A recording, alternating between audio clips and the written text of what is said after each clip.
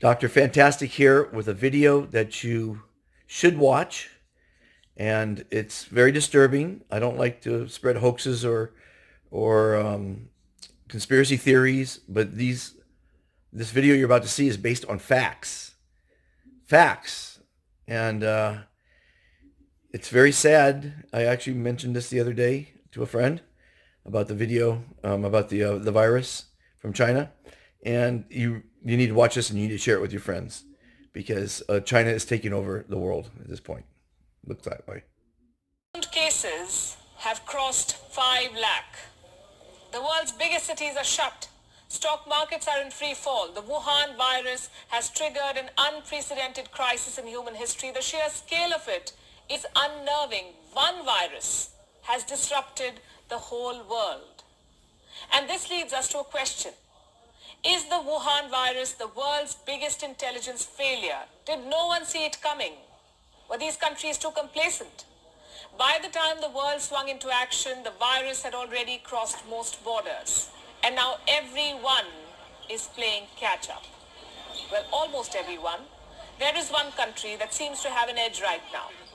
The home country of the Wuhan virus, that is China. There is no doubt that China was hit for weeks, that Chinese people suffered. But now China says it has contained the threat. So it's closing down borders and opening up businesses. Fewer cases are being reported. Factories are up and running again. Businesses will take time to revive, but they have made a start. Companies are being encouraged to make coronavirus supplies. They're making equipment other countries might need to fight the outbreak. Gloves, masks, personal protection equipment, even ventilators. So first China put the world in ICU, and now it is selling them ventilators. Is China profiting from this outbreak? As I said, the people of China have gone through unspeakable misery. Thousands have died, they've suffered. But big business and the government now stands to gain in China. And if this sounds too sinister a plot, look at this. This is a book written in 1999, and this could offer clues into the Chinese mindset. It's called Unrestricted Warfare, China's Master Plan to Destroy America. It's a book on military strategy. It was written by two Chinese generals, Qiao Liang and Wang Xiangzu. The book makes an argument. It says that China cannot defeat America in a direct military confrontation, but it can leverage its economic prowess to leave the Americans behind. Now, the book's assessment has some eerie similarities with the present situation. It is being quoted by conspiracy theorists. They claim that amid this coronavirus crisis, Beijing is executing its world domination plan. On this show, we do not go by conspiracy theories to make our assessments, so we set out to look for the facts. What we found was most interesting, and we have that for you tonight. Let's first talk about the situation in China. What is happening in China right now? Restaurants, zoos, even the Great Wall is open to tourists. Not foreign tourists, because they may bring back the virus, but the Chinese are out and about. As we say in television, they're moving towards normalcy. Restrictions are being lifted, factories are coming back online, businesses have resumed in many parts of China. At this rate, China's businesses will be up and running in a few weeks. Not without government help. Like most countries, China too has announced a relief package to revive the economy. Communicated the figure of a totality of 344 billion US dollars. In terms of mainly fiscal measures. First and foremost, we try to stabilize the Chinese economy. And with the measures we have started to take, with the return of the work of the workers and the resumption of productive activities by the factories across the country, I think the Chinese economy is coming back to life. Coming back to life. They have a plan, revive the economy. What does this tell you? While major countries are struggling, China is already making a head start. China also has an interesting pattern. Look at this map. This is Wuhan and the rest of China. The coronavirus outbreak in China is what this map details. Now, some of the biggest cities in China were largely insulated from the outbreak. I say this is interesting because while the virus spread and unleashed chaos in the remotest corners of the world, it couldn't do much damage in China's top cities. I'll give you examples with numbers. Let's start with Beijing. Beijing has recorded more than 500 cases. 8 people died in the city. Do you know what's the population of Beijing? 2.15 crores.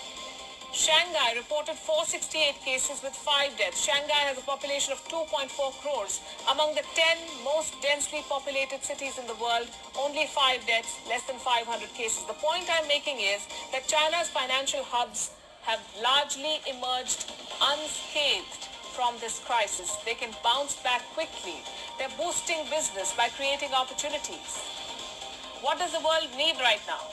Personal protection equipment, masks, they're in short supply. Guess who's filling the gap? Chinese companies already at work to supply to the world. According to a report, almost 9,000 new manufacturers started producing masks in China this year. They began business in the first 2 months of 2020. China's daily mask production has crossed 160 million now. Many companies have overseas orders. They're selling outside China. One of the biggest companies is Dawn Polymer. This is a Chinese company. It supplies the fabrics used to make masks. Dawn Polymer has a 40% market share in China. And the value of its shares, the company's shares, has shot up by, listen to this, 417% since January. 417% in 3 months. The holdings of the company's founders now stand at a whopping $1.9 billion. The coronavirus crisis has only meant good news for their business. Here's another example of China creating opportunities from the crisis. Buying out distressed assets. Case in point, Australia. The Scott Morrison government is worried about Chinese companies taking over Australian businesses. Reports say Australia's Foreign Investment Review Board is now gearing up. Why? Because they fear takeover attempts from China. Distressed Australian businesses and assets are on China's radar. It's not just Chinese companies that stand to gain. Foreign companies based in China are also back in action. BMW's factories resumed operations in February itself, last month. Fiat Chrysler has also restarted production. Foxconn has resumed work in its mainland China factories. Foxconn manufactures for leading tech giants like Apple and HP. Tesla's factory in China is back online too, reportedly with help from local authorities. Members of the Chinese government allegedly helped Tesla secure key supplies. The Chinese government is going the extra mile to make sure businesses resume operations. In Shanghai, most foreign businesses are back in action.